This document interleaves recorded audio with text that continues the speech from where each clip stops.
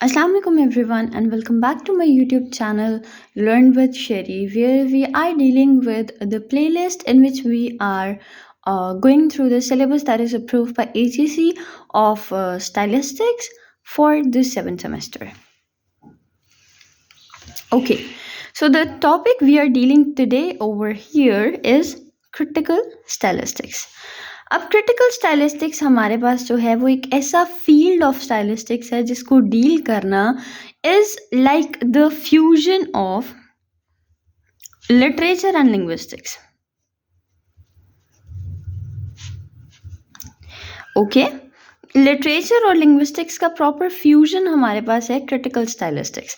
Basically critical stylistics में हम deal करेंगे वो क्रिटिकल व्यूज़ जो कि डिफरेंट लोगों ने दिए किस चीज़ के लिए, कि स्टाइलिस्टिक्स जो है उसको हम लिटरेचर पे किस तरह से अप्लाई कर सकते हैं, या फिर लिंग्विस्टिक्स और लिटरेचर को जो है वो आपस में क्या रिलेशनशिप है, या अगर हम इसकी एक प्रिसाइज डेफिनेशन दें तो क्रिटिकल स्टाइलिस्टिक्स में हमारी जो डिबेट है वो मेजरली इस चीज़ पे है कि लिंग्विस्टिक मॉडल को स्टडी ऑफ लिटरेचर पे कैसे अप्लाई किया जाए. बिकॉज हम पहले पढ़ चुके हैं कि स्टाइलिस्टिक्स हमारे पास क्या है. It is the study of literature through linguistic orientation. Okay, linguistic orientation का मतलब क्या है कि इसमें हम डील करते हैं किस तरह से लिंग्विस्टिक टर्म्स और टूल्स को यूज़ करके हम लिटरेचर को एनालाइज करेंगे. तो बेसिकली क्रिटिकल स्टाइलिस्टिक्स में हम डील करेंगे डिफरेंट क्रिटिक्स को जिन्होंने अपने व्यूज़ दिए डिफरेंट चीज़ों पे कि हम लिंग्विस्टिक की प्रॉपर्टीज़ को किस तरह से लिटरेचर पे अप्लाई करेंगे और उनसे कैसे काम करेंगे. ओके, हमारे पास बहुत सारे थ्योरीज थे जो सपोर्ट करते थे इस आइडिया को, और बहुत सारे थ्योरीज थे जो अपोज करते थे इस आइडिया को कि हमारे पास जो लिंग्विस्टिक्स हैं, लिंग्विस्टिक टेक्निक्स हैं, वो हम लिटरेचर पे अप्लाई कर सकते हैं. सबसे पहला जो हमारे पास था वो Fowler Bateson was the person जिन्होंने आर्ग्यूमेंट दिया था अगेंस्ट किस चीज़ के, लिंग्विस्टिक्स के. वो कहते थे कि आप कैसे कर सकते हो लिंग्विस्टिक्स को अप्लाई किस पे, लिटरेचर पे, क्योंकि लिंग्विस्टिक हमने पढ़ा साइंटिफिक है, ठीक है, और लिटरेचर हमने पढ़ा सब्जेक्टिव है. लिंग्विस्टिक में हमारे पास रूल्स होते हैं, लिटरेचर में हमारे पास ओपिनियंस होते हैं. तो फाउलर बेटसन ये कहते हैं कि कैसे आप एक लिंग्विस्टिक यानी कि एक साइंटिफिक सिस्टम ऑफ रूल्स को किसी के सब्जेक्टिव ओपिनियन पे अप्लाई कर सकते हैं. किसी ने एक ओपिनियन दिया, आप उसके ऊपर आप, क्योंकि लिटरेचर हमारे पास टोटल जो है वो सब्जेक्ट बेस्ड है यानी कि पर्सनल है, तो जो पर्सनल चीज़ है उसके ऊपर आप कोई साइंटिफिक चीज़ कैसे अप्लाई कर सकते हैं. बेटिसन का ये आर्ग्यूमेंट था कि linguistics is science, literature is highly subjective in nature. Bateson ने इसको सपोर्ट करने के लिए ये कहा कि subjective nature of literature is inaccessible for science, कि साइंस जो है वो लिटरेचर को एक्सेस कर ही नहीं सकते, बिकॉज लिटरेचर जो है वो इतना वास्ट है और इतना डीप है और इतना ज़्यादा सब्जेक्टिव है कि it is not possible to reach that point. It is not possible for the linguistics to reach that point of creativity, to understand that point of creativity. Okay, उसके बाद हमारे पास आ गया David Lodge was a person जिन्होंने ये भी उसके बेसिकली अगेंस्ट ही थे, यानी कि बेटिसन के फेवर में थे. अब इन्होंने क्या कहा कि literary criticism and linguistics shall never meet for the analysis of text of literature, कि किसी भी लिटरेचर के टेक्स्ट को एनालाइज करने में हमारे पास लिंग्विस्टिक्स और लिटरेचर कभी भी एक साथ नहीं आ सकते. अब क्यों नहीं आ सकते, इसको उन्होंने एक्सप्लेन भी किया था कि linguistics will never be able to replace literary criticism और टू रिमूव और change its claim to be useful form of human inquiry. अब लिटरेरी क्रिटिसिज्म हमारे पास क्या है, क्रिटिसिज्म बेसिकली हमारे पास ये है कि हम ह्यूमन इंक्वायरी जो है, हम किसी भी पर्सन के सब्जेक्टिव नॉलेज को हम क्वेश्चन कर सकते हैं थ्रू क्रिटिसिज्म. लाइक अगर हम क्रिटिसिज्म की बात करें, क्रिटिसाइज करना क्या होता है, अपने व्यूज़ देना. तो जब आप किसी की बात पे अपने व्यूज़ दे रहे हैं तो ये भी क्या हुआ, सब्जेक्टिव, यानी कि एक सब्जेक्टिव चीज़ जो है वो हम लिटरेचर पे अप्लाई कर सकते हैं. लेकिन जब एक लिंग्विस्टिक्स यानी कि एक ऑब्जेक्टिव यानी कि एक साइंटिफिक चीज आ जाती है, तो how can we apply a scientific thing to a subjective thing? How can we combine the literary criticism with the linguistics? अब यहाँ पे प्रॉब्लम रेज ये हो रही थी कि लिंग्विस्टिक्स का जो सिस्टम है वो इतना ज़्यादा कॉम्प्रिहेंसिव नहीं है। अब जाहिर सी बात है, कैसे होगा कॉम्प्रिहेंसिव? सब्जेक्टिविटी में हमारे पास जितने लोग उतने माइंड, उतनी बातें, उतने ओपिनियंस। बट जब कॉम्प्रिहेंसिव लिंग्विस्टिक की बात आती है, तो वहां पे हमारे पास क्या होता है? एक फिक्स्ड सेट ऑफ रूल्स। अब वो फिक्स्ड सेट ऑफ रूल्स जो है वो आप किस किस पे अप्लाई करेंगे? हो सकता है किसी का ओपिनियन जो है वो इससे मैच ना करता हो, इवन तो उसका ओपिनियन ठीक हो और वैल्यूएबल हो, लेकिन हो सकता है ना कि वो इससे मैच ना करता हो। जस्ट बिकॉज ऑफ दैट कि वो इससे मैच नहीं कर रहा, आप ऐसा तो नहीं कह सकते कि उसका ओपिनियन गलत है। तो इन बेसिक कॉम्प्लिकेशंस की वजह से वो ये कहते थे, डेविड लॉज भी और जो है वो फाउलर बैटसन भी, कि हमारे पास linguistics is incomprehensible, like in comprehensive. It is not comprehensive enough to understand the subjective nature of literature. अब वो कहते थे कि लिटरेरी क्रिटिसिज्म हमारे पास क्या है? एक useful form of human inquiry है, यानी कि हम सब्जेक्टिव मेथड को सब्जेक्टिव चीज़ों पे अप्लाई कर सकते हैं। अब यहाँ पे कभी भी लिंग्विस्टिक यानी कि जो साइंटिफिक मेथड है वो लिटरेरी क्रिटिसिज्म को रिप्लेस नहीं कर सकता, बिकॉज ये उनकी एक्सप्लेनेशन उन्होंने ये दी थी कि literature concern the values which is not possible for linguistics to concern, कि लिटरेचर उन वैल्यूज को कंसर्न करता है या उन वैल्यूज को डील करता है जिसको हमारे पास लिंग्विस्टिक्स डील नहीं कर सकती। अब यहाँ तक हमने दो लोगों को पढ़ लिया, Fowler Bateson and David Lodge. अभी जो फाउलर बैटसन और डेविड लॉज हैं, इनका अगर हम एक ओवरव्यू ब्रीफ लें तो ये फाउलर बैटसन ने हमारे पास ये कहा कि लिटरेचर का नेचर सब्जेक्टिव है और लैंग्वेज का नेचर ऑब्जेक्टिव है, तो ये मिक्सअप नहीं हो सकते। डेविड लॉज ने हमारे पास ये कहा कि क्रिटिसिज्म जो है वो लिंग्विस्टिक्स को कभी भी रिप्लेस नहीं कर सकता। क्यों नहीं कर सकता? क्योंकि क्रिटिसिज्म जो है वो हमारे पास एक यूजफुल वे है ऑफ ह्यूमन इंक्वायरीज, कि हम ह्यूमन जो है वो क्वेश्चंस रेज कर सकते हैं over the subjective material in the literature, लेकिन लिंग्विस्टिक्स में हम ये नहीं कर सकते because it is the scientific method. Okay, now moving forward to the third theorist, Roger Fowler. अब इन्होंने ये कहा कि application of linguistics to literature is not possible, कि वो पॉसिबल ही नहीं है कि हम लिटरेचर को लिंग्विस्टिक्स पे अप्लाई करें। अब क्यों पॉसिबल नहीं है? क्योंकि मिसकंसेप्शंस हमारे पास कुछ हैं जो हम लिटरेचर को लेके समझते हैं, लिंग्विस्टिक्स को लेके कंसीडर करते हैं। अब ये जो पर्सन थे ना, रॉजर फाउलर, ये बेसिकली हमें ये कहते थे कि हमारे पास लिंग्विस्टिक्स में प्रॉब्लम नहीं है, हम लिंग्विस्टिक्स को लिटरेचर पे अप्लाई कर भी लें, लेकिन हम अभी तक उसको क्यों नहीं कर पा रहे? Because of some misconceptions we have about literature and linguistics. Basically linguistics, क्या हमारे पास जो लिंग्विस्टिक्स है हम उसको समझते हैं ऑब्जेक्टिव, ठीक है, हम उसको समझते हैं सेट ऑफ रूल्स, यानी कि जो कि फिक्स्ड हैं। हम उसको कंसीडर करते हैं कैसी चीज? That is non negotiable, and हम उसको कंसीडर करते हैं कि it can not be changed according to the person.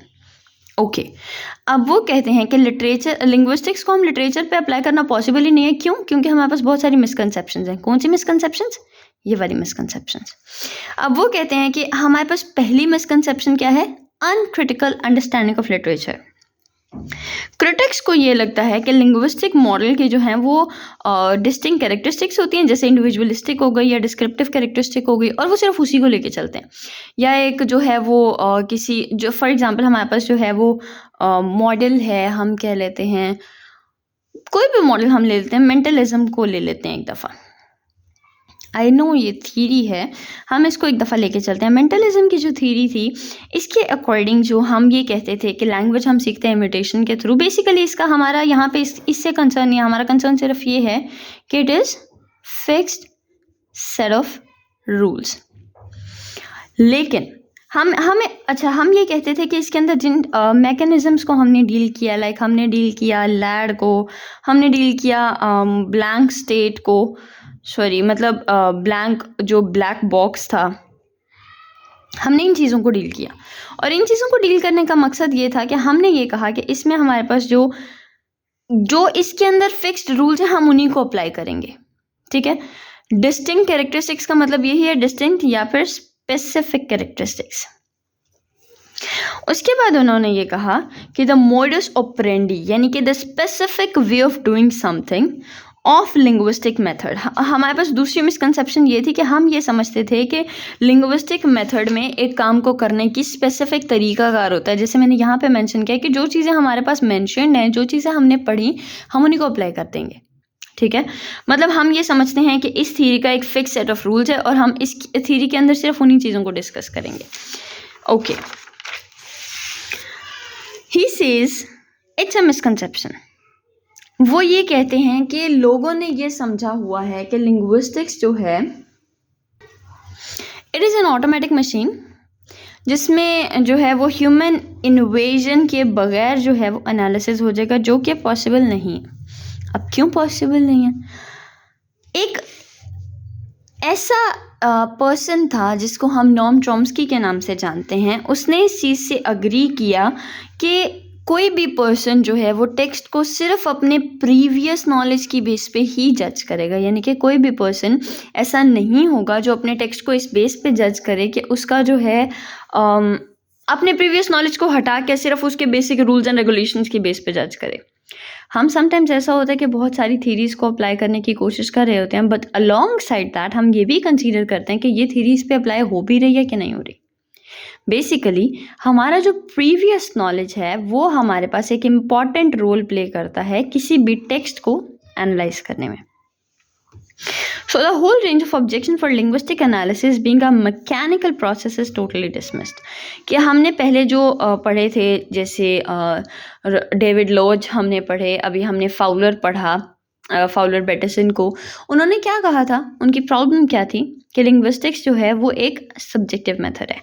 अब यहाँ पे ये प्रॉब्लम क्लियरली उन्होंने ख़त्म कर दी। ये जो हैं रॉजर फाउलर, इन्होंने क्लियरली ख़त्म कर दी ये कह के कि हमारे पास जो हैं जो लिंग्विस्टिक्स है वो हमारे पास एक सब्जेक्टिव सिस्टम है। सब्जेक्टिव मीन्स कि उसमें पर्सनल इंटरफेरेंस मौजूद है। एक इंसान अपने प्रीवियस नॉलेज की बेस पे ही कुछ भी जज करेगा। ओके, अब उसके बाद उन्होंने कहा कि लिंग्विस्टिक एनालिसिस जो है वो फ्लेक्सिबल है, completely directed by the user. This is the main thing. यही ऑब्जेक्शन आ रहा था ना कि यूज़र नहीं है, उसमें सिर्फ सेट ऑफ रूल्स हैं जो बना दिए गए वो बना दिए गए। तो उन्होंने कहा ये तो है ही नहीं, ये तो यूज़र ओरिएंटेड है।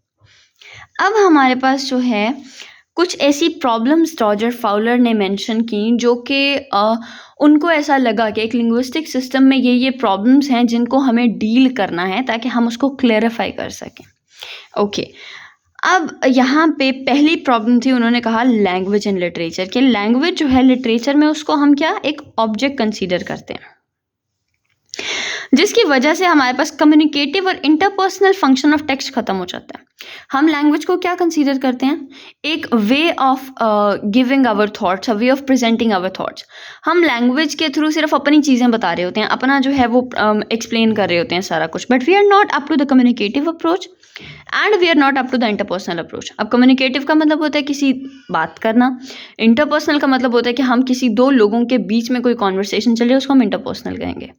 तो ये जो चीज़ है हम इस चीज़ से बहुत दूर चले जाते हैं, बिकॉज हम ये कहते हैं, ये सॉरी रॉजर फाउलर ने ये जो है एरर यहाँ पे किया था, इसको आइडेंटिफाई किया था कि यहाँ पे लैंग्वेज को जो हम लिटरेचर में एक ऑब्जेक्ट की तरह कंसीडर करते हैं वो हमारे लिए प्रॉब्लमेटिक हो जाता है। Language is treated as a medium through which literature is transmitted. जो बात मैंने अभी समझाई कि लैंग्वेज को हम ऐसे ट्रीट करते हैं जैसे सिर्फ एक मीडियम ऑफ ट्रांसमिशन है, हम अपनी थॉट्स प्रेजेंट कर रहे हैं, बट दैट्स नॉट ट्रू। हमें लैंग्वेज को लिटरेचर में इस तरह से कंसीडर करना चाहिए कि it is communicative, it is interpersonal, it has the interpersonal function. तब जाके हम चीज़ों को अच्छे से इंटरप्रेट कर पाएंगे। अब इसको एग्जाम्पलीफाई करने के लिए उन्होंने एक कोटेशन यूज़ की है एक पर्सन की, जिन्होंने कहा the novelist medium is language. Okay, medium means the way through which we express our thoughts या फिर through which we transfer our thoughts या ट्रांसमिट आवर थॉट्स। तो मीडियम मीन्स कि एक ऐसा जरिया है जो हमारे पास जो नॉवलिस्ट यूज़ करते हैं to convey their thoughts. Whatever he does in and through language. ये डेविड लॉज ने ही कहा था कि जो मीडियम है हमारे पास नॉवलिस्ट के लिए वो लैंग्वेज है. उन्होंने पहले ये चीज़ एरर वो किया था, हमारे पास एनालाइज किया था, इनको एरर्स को इन्होंने पहले आइडेंटिफाई किया था कि हम लोगों को लैंग्वेज को एज अ टूल नहीं यूज़ करना, हमें लैंग्वेज को यूज़ करना है as a communicative and interpretative system या इंटरपर्सनल सिस्टम. रॉजर फाउलर ये कहते हैं कि लिटरेचर के लिंग्विस्टिक्स के लिए लिटरेचर जो है वो सिर्फ लैंग्वेज है. अब वो ये कहते हैं कि लैंग्वेज के बारे में एजम्पशन ये भी है कि बहुत बड़ा डिफरेंस है लिटरेचर और कॉमन लाइफ की लैंग्वेज में, जो कि लिटरेरी क्रिटिक्स जो हैं वो फॉर ग्रांटेड ले लेते हैं, उसको कंसीडर नहीं करते. और इसके ऊपर रोमन जेकॉब्सन एंड मुकारोवस्की ने भी आर्ग्यू किया that the basis of this appreciations but failed to prove empirically. उन्होंने भी इस चीज़ को जो है वो आर्ग्यू किया था कि हमारे पास जो लैंग्वेज है वो सिर्फ और सिर्फ जो है वो लिटरेचर के लिए, लिटरेचर जो है वो सिर्फ लैंग्वेज है. उन्होंने कहा लिटरेचर सिर्फ लैंग्वेज नहीं है. ये जेकॉब्सन और मुकारोवस्की ने भी यही कहा था कि लिटरेचर हमारे पास क्या है, लैंग्वेज.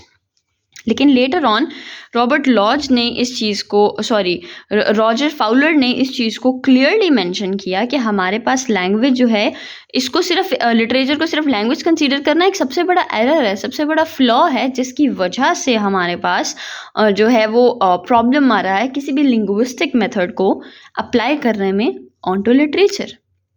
ओके, तो यहाँ तक हम लोगों ने पढ़े प्रॉब्लम्स और हमने पढ़े 3 क्रिटिक्स, उनको जिनका व्यू था हमारे पास 2 का अगेंस्ट द लिंग्विस्टिक्स था, और जो फाउलर थे रॉजर फाउलर, इन्होंने हमारे पास ये कहा कि जो है वो लिटरेचर के ऊपर हम लैंग्वेज को अप्लाई कर सकते हैं लिंग्विस्टिक्स को. So this is all for today's lecture. I hope you found this video useful, and if you find this video useful, just hit the like button, subscribe and share this video to their friends. Thank you so much for watching.